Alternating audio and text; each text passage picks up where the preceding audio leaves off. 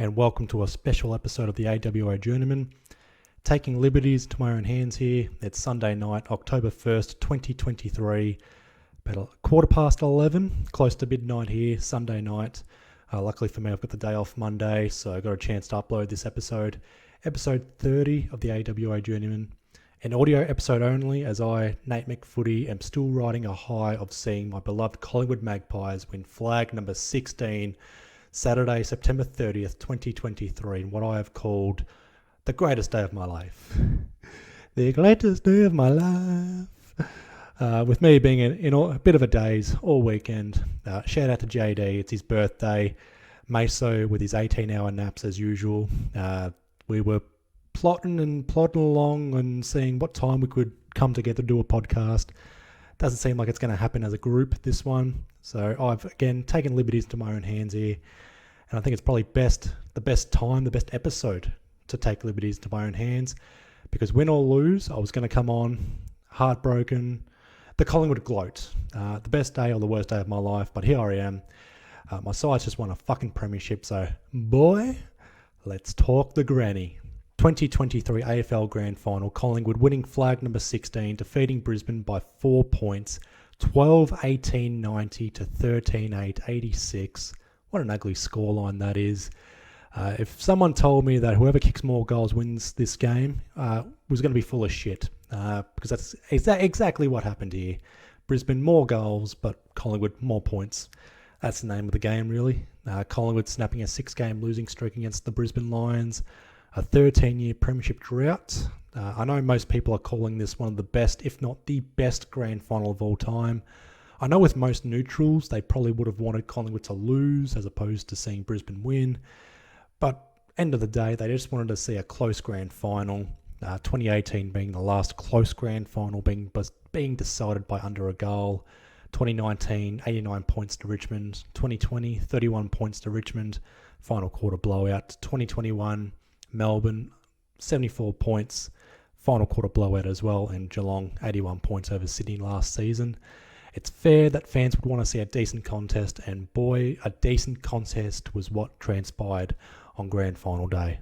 So for those who don't know, I did my own reviews on my own channel last year, just more me practicing, analysing games, trying to use comedy, quote unquote, just playing around a bit. I did receive some good feedback for my Grand Final review, despite it being a blowout between Geelong and Sydney. So I thought I'd bring back those little elements, obviously as a one-off, doing this solo, trying to change things up a bit for the AWO Journeyman, but again, more as a one-off, see how it goes. I'll try and do quarter-by-quarter breakdowns of this. I'm also going to rank all 46 players from Collingwood and Brisbane. Not going to combine them. Last season, I did the Geelong v Sydney combined player rankings, 46 up to first, Isaac Smith being best on ground. I thought I'd rank both sides players, so Brisbane players one by one, then Collingwood players one by one. Brief summary of each player, as best as I can. Give my final summary of the game itself. I guess what's next for Collingwood and Brisbane. I watched the game. I watched the grand final live. I watched the replay on 7 Mate afterwards at 7 p.m. Saturday night.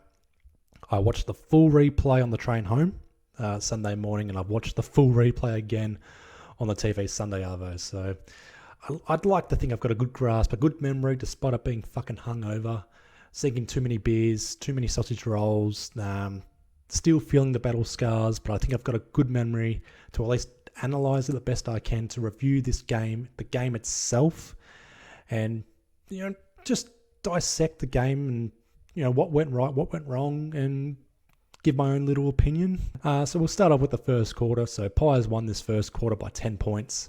4-4-28 to Brisbane's 3 straight 18.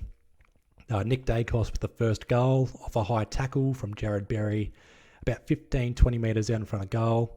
Initially, I thought it was Ryan Lester with the high tackle. He came in from behind, but it was the second contact by Jared Berry which drew the high contact.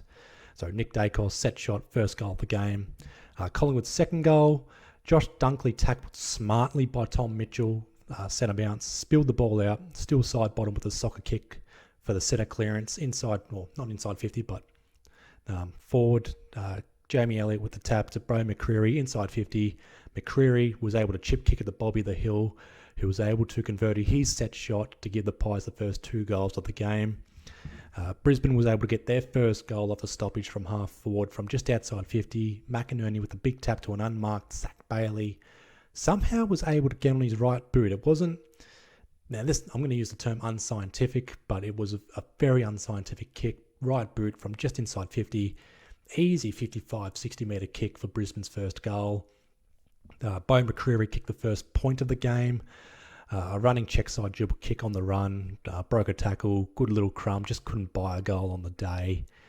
Brisbane's second goal came from another stoppage inside the centre square off Dev Robinson, was able to soccer it forward to Hipwood, bounced up, clean grab by Hipwood, was able to handball it off to a running Lincoln McCarthy unmarked, who was able to kick a good running goal from 50 metres out to give Brisbane their second goal.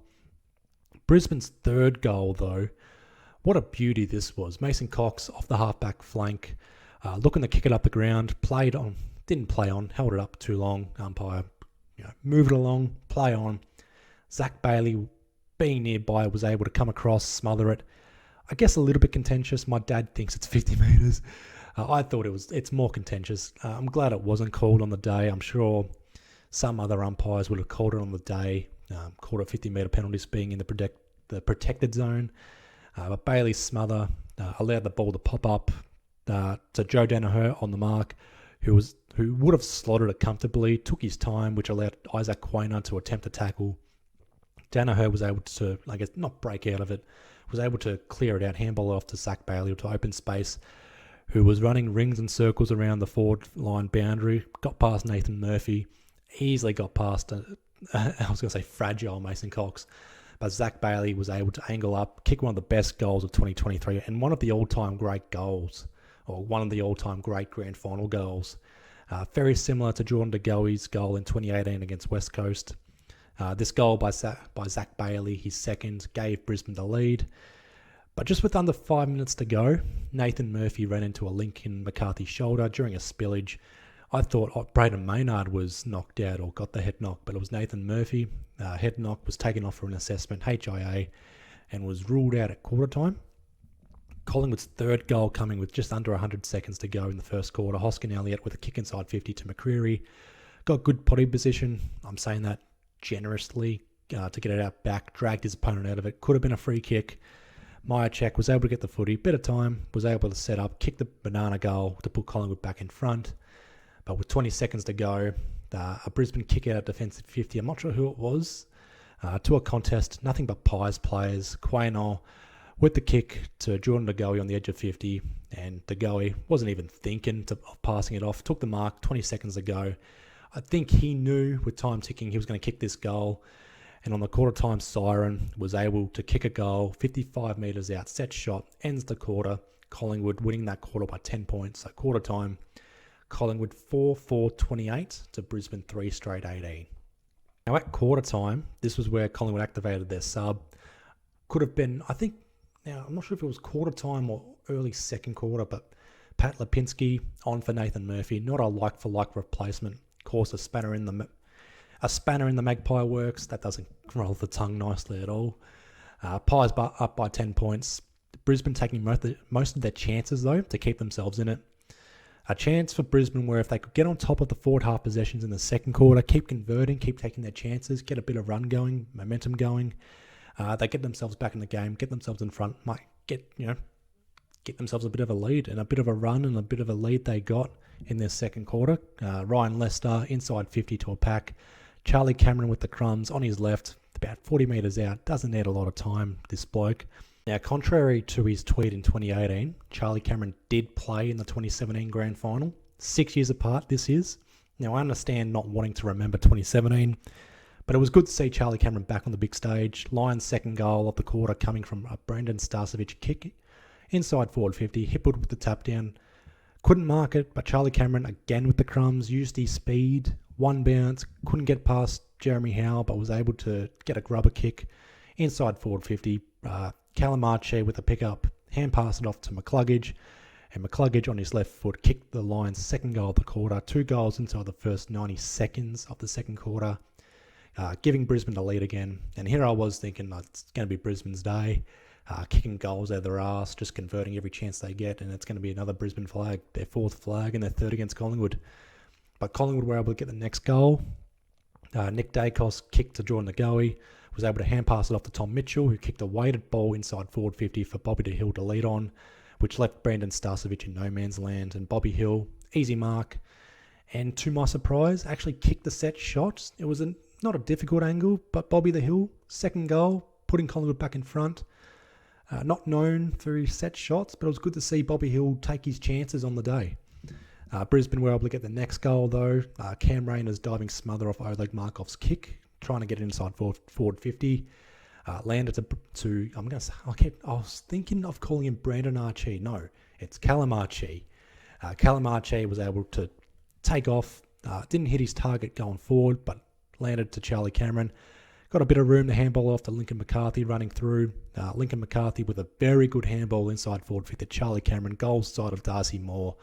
Room and time to burn, and Charlie Cameron kicking his second goal to put Brisbane back in front. We did see another Bo McCreary behind. Good little piece of play. Banana kick this time. High floater, just missing.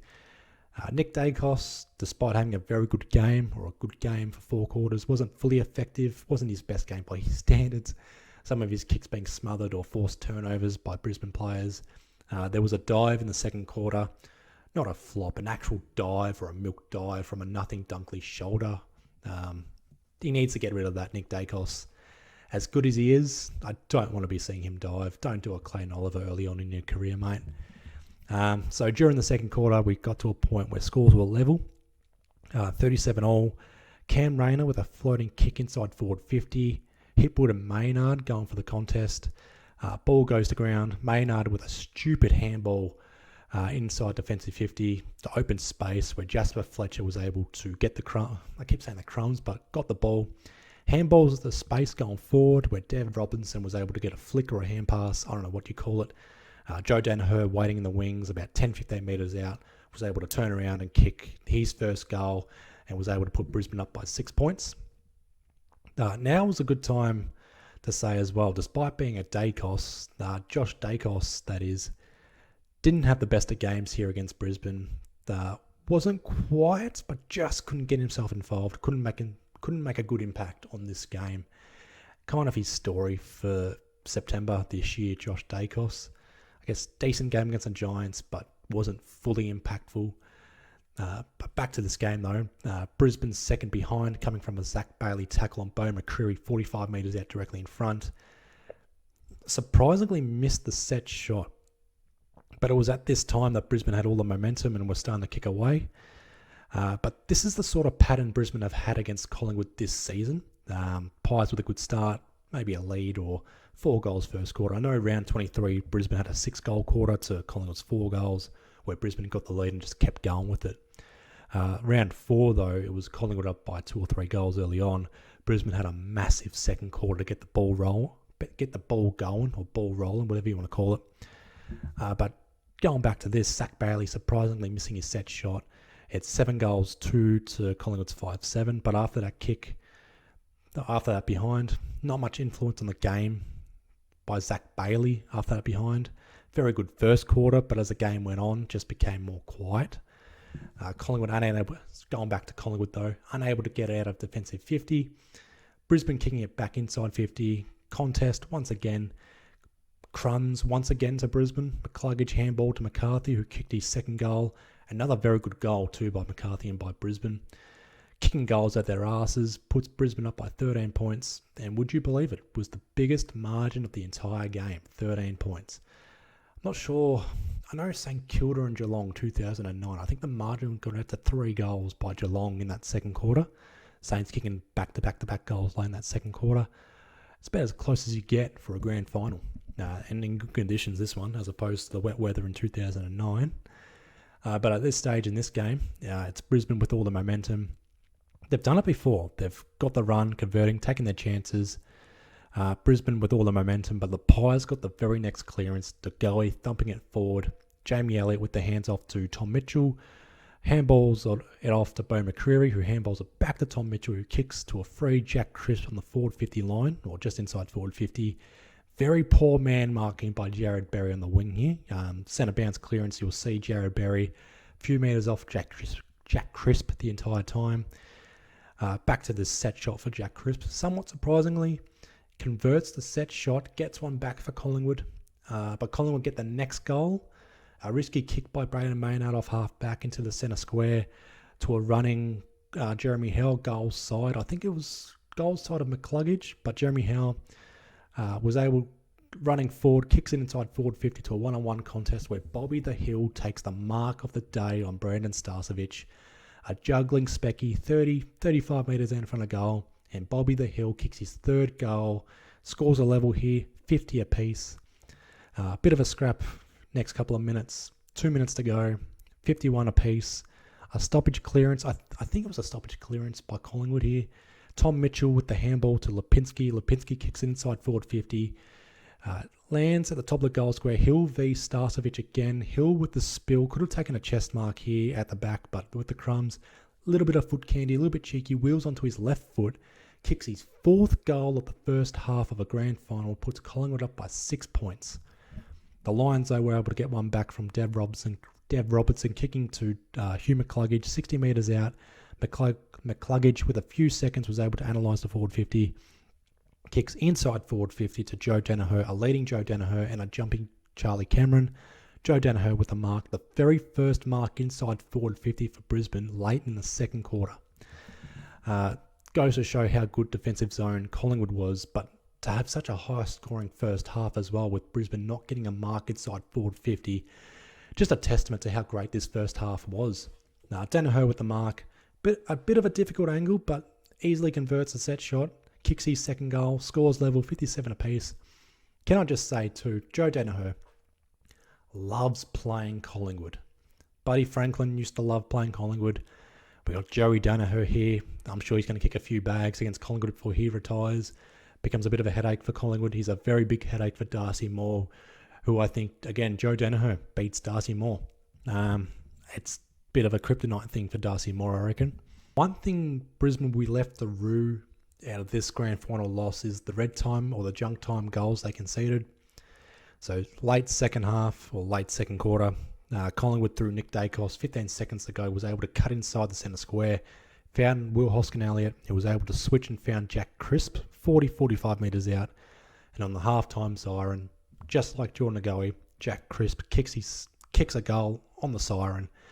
Jack Crisp kicking his second goal puts the Pies up by 6 points at half-time. So it's 9-9-63 to Brisbane 9-3-57. And I'll go as far as to say this was the best first half of footy I've seen this year, and one of the best first halves of a grand final I've ever seen. Tit for tat, goal for goal, momentum swings, moments here and there, storylines to be told. If it was a star rating, I'd give it 4.5 stars. Generous for star ratings. Generous for star ratings in footy, if you can call such a thing. I guess you can call me Nate Meltzer. Fuck off. Star ratings for footy, 4.5 stars. Best first half of a grand final I've ever seen. Just want to mention as well, though, stars of the first half. Bobby the Hill, Kit Cash Coleman, McCluggage building himself into the game. Quiet first quarter, big second quarter. And that's the testament to him for the second half here. Charlie Cameron, Joe Danaher kicking 2 goals. Jack Crisp kicking 2 goals. Tom Mitchell beating Lachie Neale at this stage. And we've got a stalemate between Dunkley and DeGoey. Just a magnificent first half of footy. Second half, though, behinds kicked by both sides for the first 10 to 15 minutes before a bullshit 50-metre penalty given to Oleg Markov for not standing the mark when he was trying to move back 5 metres. I think the umpire was trying to find something to get the ball rolling, get some scoreboard momentum for someone, and a 50-metre penalty was what was needed. Hugh McCluggage, set shot, 35 metres out, was able to kick his second goal. Lions 64, Pies 66, but the Lions get the second goal from a defensive 50. Jared Berry with the long kick out of the back pocket. Danaher with the chest mark over Darcy Moore. Had the momentum as well, so was able to dribble kick it to a running Calamarchi into open space on the wing. Calamarchi takes a bounce, runs towards forward 50, kicks to the top of the goal square with Dev Robinson out the back. Simple mark, plays on, past Jeremy Howe, who kicks a simple goal, and it's the Lions back in front. At this stage, it's the Pies kicking 4 behinds for the quarter. Lions 2 goals 1. Just with over 4 minutes to go, Darcy Gardner decides to suicide dive himself into Mason Cox's hip. Cox was reported. He wasn't suspended for this. A $3,000 fine. I think it was $3,000. Basically, with grand final indiscretions, they get doubled. So a Cosy Pickett bump would have been a month's suspension, about 16 years community service if it occurred on grand final day. No HIA, no assessment for Darcy Gardner, so not much in it.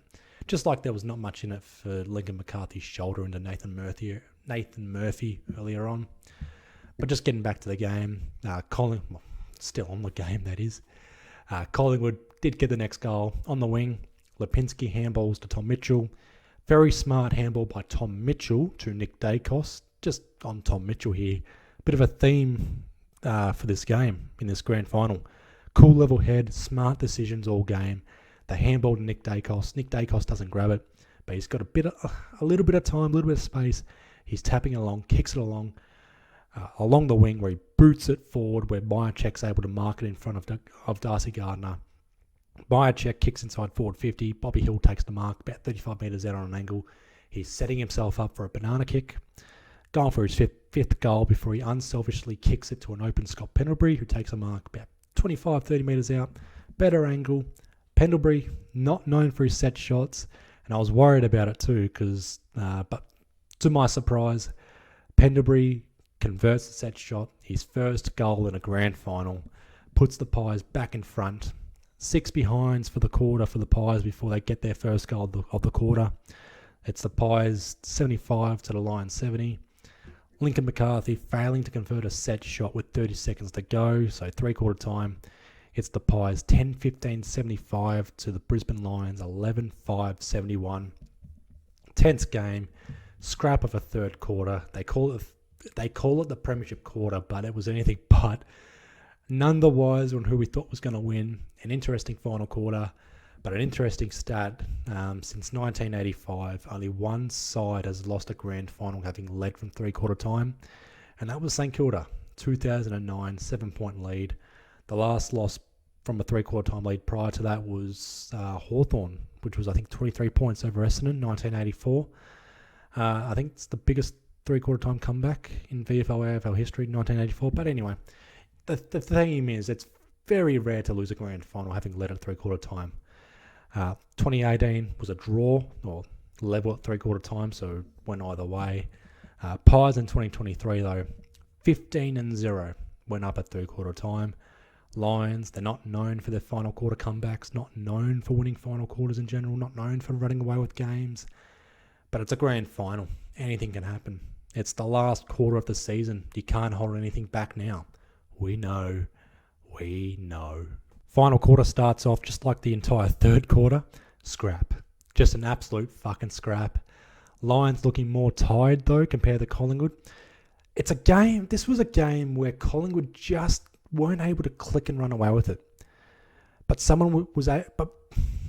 Collingwood couldn't get it going. Brisbane tried to get it going. They couldn't get it going. Certain players couldn't get it going. One player that could get it going and got it all working in the final quarter, though, was Harris Andrews. Somewhat quiet first 3 quarters. Billy Frampton basically playing as a defensive full forward on Harris Andrews, trying to make him accountable. Harris Andrews not being as influential as he would have liked, but had a massive final quarter. Almost Jeremy McGovern-esque, which made me fucking worried. Early final quarter, we saw Jared Lyons subbed on for Callum Archie. 15-20 minutes of the final quarter. Both sides, 3 behinds each. Chances from both sides. Set shots failing to be converted. Bobby the Hill starting to miss. Joe Danaher missing a simple set shot. Slight angle. Something that he should have kicked. Something Bobby Hill should have kicked. It was a very unscientific final quarter. But the first goal of the final quarter coming with under 6 minutes to go. Brandon Starcevic on the wing. Handballs to the feet of Jared Lyons. Jared Lyons was able to pick it up cleanly. Handballs to Jared Berry. Jared Berry shrugs off a Nick Dacos tackle. A very poor attempt of a tackle, by the way, for Nick Dacos. He'll want that one back. Jared Berry kicks inside forward 50 to a 1-on-1 contest. It's Maynard v Charlie Cameron. Ball gets the ground, and you know what this means.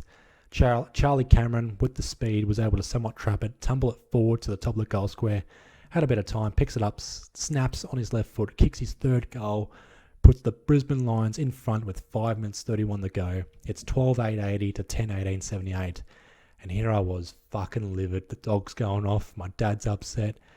Here we go again. It's going to be another Collingwood Grand Final loss. And I'm going to be shitting bricks. And I'm not going to be watching footy for the rest of my life. But centre bounce, Pendlebury, ruck roving, sweeper, whatever you want to call it. Centre square, clearance, centre bounce clearance. Gets the ball, kicks forward. Darcy Garner with the spoiled inside defensive 50. Lands Nick Dacos. Sharp handball to Jordan the Goey, 50 metres out. Kicks his second goal as cool as you like. Puts Collingwood back in front. Now, this is where I wish this was on Channel 10. The 5-minute warning. Because this would have given me and my dad a double heart attack. But with 5 minutes to go, Isaac Quaynor, off the halfback flank, kicks to Steele side bottom on the wink, marks it. Jared Berry stupidly pushes Steele side bottom in the back after he marks it, gives away a 50-metre penalty, gives Steele side bottom a set shot 50 metres out, but somehow, some way, Steele side bottom, the greatest thing to come out of Shepparton, 85 years of age, kicks the goal, puts the Pies 10 points up with 4.5 minutes to go. When Lenny Hayes in 2010 kicked a set shot from 55 metres out in the final quarter of 2010, Bruce McAvaney and everyone was shocked. They dubbed, he found a metre, as everyone said. Adrenaline in my soul. Just how the fuck did Steele side bottom kick a goal from 55 metres out at his age? Unfucking believable. Unfucking believable. Didn't find a metre, he found fucking gold and then some. 12-18-90 to 12-8-80. I'm thinking one more goal and the Pies have it. But it's Collingwood. It's a grand final. We don't pinch flags. 4 minutes to go. Josh Dacos kicks inside forward 50, but Harris Andrews easy intercepts it. Billy Frampton looking like a headless chook. Next 2 minutes is a bit of back and forth. I'm starting to taste it. The Pies are starting to taste it, but the Lions inside forward 50 scramble towards the boundary line. Jared Lyons, that is, picks up the ball, or picks it up, handballs to McCluggage, somehow keeps it in play, able to square it up to an uncontested Joe Danaher, marks, plays on quickly, snaps, kicks his third, and reduces the margin to 4 points. 93 seconds to go. I'm shitting bricks. My dad's shitting bricks. 93 seconds to go. It's going to be unscientific. Centre bounce, Jared Berry breaks out from a tackle with the runaway, clear and kick, high, up and under, towards inside 50, high ball. Hoskin Elliott, Lockie Neal going for the contest. Jack Crisp with the pickup, tackled straight away, kick ineffective. Lockie Neal, quick pickup, tackled by Markov, but a low tackle, a trip. It's a free kick, but with all the noise, Zach Bailey picks up and hurriedly kicks inside forward 50, not knowing it was a free kick at the time. But the umpire calls it advantage. He doesn't call it back, just calls it advantage. Not exactly an advantage there. It's the wrong umpiring call. You'd have to be a blind, one-eyed Collingwood supporter to say it was the right. Well, it's an advantage. It's a free kick to Lockie Neal. He would have been 65 metres out with a minute to go. All to play for. Off his boot, scan the forward line, see where it ends up, and it's not to be. Zach Bailey, he kicks an up and under inside 50, a floater. Darcy Moore with the punch. Lands to Nick Dacos, who kicks to Hoskin Elliott with 70 seconds to go. But the Lions were able to get the ball back, but it's a continuous scrap. And you know how it is with Collingwood. They love a scrap. They love a close victory. They're known for holding it up in stoppages, wasting a bit of time. But the Lions are a team known for stoppage chaos and breakaway runs. We've seen it with a few goals in the first quarter by Brisbane from stoppages. That's something that Collingwood needed to clear. They needed to fix up throughout the game and how they set up. But the Pies were able to get a free kick, 40 seconds to go, off the halfback flank. Tom Mitchell, high tackle from Oscar McInerney. Pies chipping it around. Myercheck, halfback flank, kicks it forward. 8 seconds to go. The Pies get a loose ball scramble. They go forward. And the Pies hold on.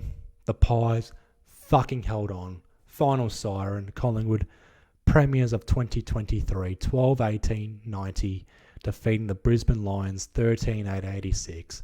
Collingwood's 16th premiership, their first flag since 2010, first flag in the month of September since 1958. The Pies' winning margin in finals this year, 7 points v Melbourne, a point v GWS, 4 points v Brisbane. Unreal.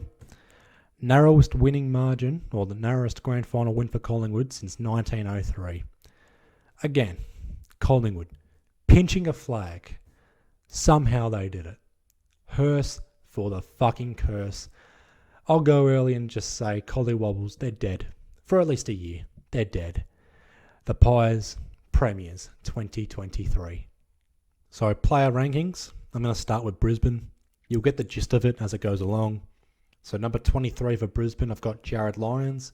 Subbed on, early final quarter, just 4 touches. You can't rank him. You can't judge him off that as a sub. I can somewhat judge Calamar Chi, number 22. Subbed off, final quarter, early final quarter, 6 touches, a goal assist, injury late in the third quarter. Not sure it was an injury, but just not much of a game for Calamar Chi. 21, I've got Eric Kipwood. 1 behind, 4 marks, 3 tackles, just a very little presence. Number 20, I've got Cam Rayner. Very disappointing game. I was expecting something big from Cam Rayner, and we got rump roast instead. 11 touches, very stark contrast compared to his other performances against Collingwood this year. He's going to have to live with that. Same with Jared Berry, who I've got at number 19. Another line, 11 touches. 2 costly 50-metre penalties, beaten by Jack Crisp. He'll have to live with that going into season 2024. Number 18, I've got Darcy Wilmot, youngster, 12 touches. It's harsh to critique him. Not his best day. No, you could say that for more than half these players for Brisbane and Collingwood. Number 17, I've got Jasper Fletcher, another youngster. Game 14, 9 touches on the big stage. It's a learning curve. Learning. A lot of learnings. A learning experience for him. He'll be a gun of a play. He'll be back in grand finals in no time. Number 16, I've got Dane Zorko. Game 250, 17 touches, just over 50% efficiency. Not his natural game. I don't think the wing is suited for him. It'll be interesting to see what he does in 2024 if he plays on. We'll wait and see. Number 15, I've got Connor McKenna. 13 touches. They're all kicks. Efficient, but I didn't see much of him. Not much of a presence. He's one of those Lions who played much better in the prelim against Carlton compared to the grand final against Collingwood. Number 14, I've got Brendan Starcevic. Played on Elliott, kept him quiet, but was beaten multiple times by Bobby Hill in the second quarter. He's the uncle, not the father of Craig Starcevic. No, Craig Starcevic, former Collingwood player. Had to clear that up, by the way. Number 13, Devon Robertson, 13 touches, a goal in the third quarter. He's out of contract. There's not much trade news on him. Watch this space on him, though. Number 12, I've got Harris Andrews. Quiet by his standards up until three-quarter time. Captain's performance in the final quarter gets himself up at number 12 for Brisbane here. Number 11, I've got Lincoln McCarthy. 2 good goals, but needed to kick that set shot in the third quarter. I've got him higher than Harris Andrews, given that 2 goals. Got himself. He was more quiet as the game went on, though.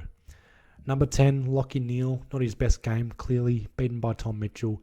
He did build his way into the game, though. Very dangerous, and I think if there was 5 minutes to go, an extra 5 minutes, he would have made a name for himself here. 2-time Brownlow medalist now.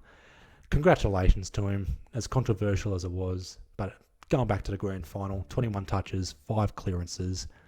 Number 9, I've got Ryan Lester. Solid game, 18 touches. Played his part. I'll give him a thumbs up for that. Number 8, I've got Zach Bailey. Could have been an X factor. First quarter brilliant, looked dangerous early on, but that set shot miss in that second quarter. Could have kicked his third goal. He went quiet after that with each quarter. Very good first quarter, modest second quarter, then went quiet after that. Number 7, I've got Darcy Gardner. Played on my check, kept his spot over Jack Payne. Did his role, just like Ryan Lester. Thumbs up. Good game by Darcy Gardner. Number 6, I've got Oscar McInerney. One-man ruck against Cox and Cameron. Lost the hit-outs as expected, but he contributed with his own clearances. Standard game by Oscar McInerney. Number 5, I've got Josh Dunkley, stalemate against DeGoey, 21 touches, 5 clearances as well. Another midfielder, just like Neil, not at his best here. Number 4, this is going to be controversial, Charlie Cameron, 3 goals from 7 touches. That's it, pretty much. That's pretty much it. Kicked a few goals, but he won't be happy with a grand final loss here. Number 3, I've got Joe Danaher, 3 goals, 16 touches, 16 disposals. Why am I changing it up for? 8 marks though, all around the ground. Kept the Pies ruckman accountable, more so Mason Cox. Solid marks across half back though, out of defence. He loves playing Collingwood. That's all you can say. Number 2, I've got Hugh McCluggage, 21 touches, disposals, 2 goals, opposite of Zach Bailey though. Quite first quarter, then with each quarter was just better and better. Number 1, no surprise, Kit Cash Coleman, 26 disposals. The one slight though I'll have on him is the difference here in the grand final compared to the prelim against Carlton. Against Carlton, he set up kicks out of half-back, led to direct goals. Coleman here in the grand final, his set-up kicks didn't lead to direct goals, but got Brisbane out of danger a few times though. Clearly Brisbane's best on ground. Just getting into Collingwood player rankings now. Number 23, Nathan Murphy subbed off after quarter time due to head. Number 22 now. Number 22, Billy Frampton. This is very generous too for him. 2 disposals, no stats for playing on Harris Andrews. I can't believe it. Billy Frampton is a premiership player. Billy Frampton won a premiership at Collingwood while Nathan Buckley doesn't have a flag at all. I don't know. There's no justice in footy. 21, Jack Ginnivan, 1 behind, a dribble kick missing, third quarter. Played the full game, just wasn't involved. He's a premiership player though. If there was an extra game after this, he probably would have been dropped for it. Number 20, I've got Darcy Moore, beaten again by Joe Danaher. Rather quiet September for Darcy Moore. Banged up, played injured. But he's a premiership captain, he'll take it. Number 19, I've got Will Hoskin-Elliott, 12 touches. Wasn't his best game. Played a role, nothing special. Number 18, Josh Dacos, quiet game. 17 touches, and a rather down September by his standards. Number 17, Oleg Markov, harsh 50-metre penalty against him. 12 touches, another role player, not his best game, and nothing special. Number 16, Jamie Elliott, kept quiet, no goals, and missed a simple set shot 35 metres out, didn't even make the distance. Rather quiet game by his standards. Number 15, Bo McCreary, another small forward without a goal, 3 behinds, tried to get himself involved, 3 tackles only. Not his game, not his best game either. Number 14, Braden Maynard, lucky to be even playing the grand final, lucky to be a premiership player. 13 touches, he had a set shot which hit the post in the third quarter, which by the way should have been a free kick for head-high contact. Number 13, Isaac Quainer. I think I fucked up the numbers for some of these Collingwood players, but anyway, you get the gist. I'm naming the Collingwood players. You got them in order, so if I fucked up, who gives a shit? I'm not going to redo it. But 13, Isaac Quainer. I'm being harsh on this one. It's not his best game. 12 touches, but he was pretty solid off half back. Number 12, this is going to be a surprise. Patrick Lipinski, subbed on at quarter time, 16 disposals. A much better performance. A better game by his standards. Less pressure on him as well. Did his part. Number 11, generous this one, Brody Mychek. Kicked a good goal, but was somehow beaten by Darcy Gardner. Number 10, Mason Cox, 31 hitouts, 2 behinds. Kept battling in the ruck, not much else can be said. Number 9, good little segue here, Darcy Cameron, partner in crime. More influence compared to Cox. Worked well in tandem, though, against big Oscar McInerney, the big O. That's all he had to do, really. Number 8, Jeremy Howe, 24 disposals. Started the season with a broken arm, and he ends the season with broken ribs, but he also ends the season as a premiership player. Number 7, still side bottom, 20 disposals. Kicks a bullshit goal from outside 50, 7 tackles. He gets a thumbs up from me simply for that goal alone. Number 6, Jordan De Goey, stalemate against Josh Dunkley, but a mature performance by Jordan De Goey. Only 18 disposals, but 2 crucial goals. Number 5, Scott Pendlebury. 383 games, 35 years of age, plays like he's 25 years of age. The Collingwood's GOAT, massive fourth quarter, 24 disposals, not for the quarter, but for the game. He had 11 disposals in the final quarter, kicked a goal in the third quarter, and 6 clearances for the game. Number 4, I've got Jack Crisp, 25 disposals, 2 second quarter goals. A very underrated player, very reliable too for Collingwood. Number 3, Tom Mitchell, 24 disposals, 7 clearances, 13 tackles. He beat Lachie Neale with experience out there, made up for his performance in round 23 against him. Number 2, I've got Nick Dacos, 29 disposals, a goal. It's not his best game, 47th career game, but if you're looking at the best 4-quarter game, it's probably Nick Dacos. But again, most of his disposals weren't fully effective, weren't fully influential, but second year player, and I think it's the first of many flags for Nick Dacos. But number 1, Norm Smith medalist Bobby the Hill, 4 goals, all in the first half. Looked dangerous all game. Could have kicked 5 or 6 goals, quiet after half time, but a deserving Norm Smith medalist. Quite a few superstitions and omens going Collingwood's way to win this flag. The last time Collingwood beat Melbourne in a final was 1958, which was the year Collingwood won the flag. Last time the Eagles won the wooden spoon was 2010. Same year Pies won the flag. The last time a Spanish male tennis player won Wimbledon was 2010. Rafa Nadal. 2023 Carlos Alcaraz wins Wimbledon. And the Pies won the flag in 2010. Last time Spain won a World Cup, 2010. Pies won the flag that year. Last time Inter Milan made a Champions League final was 2010. Pies won the flag. It's a lot of sporting omens, AFL, other sports, and there's also a few other omens outside of sport, which led to Collingwood's flag. But I've been on this planet for over 10,000 days. I'm 27 years of age. I'll turn 28 in January. I can confidently say that September 30th will go down as the greatest day of my life. I don't have kids. I don't have a wife.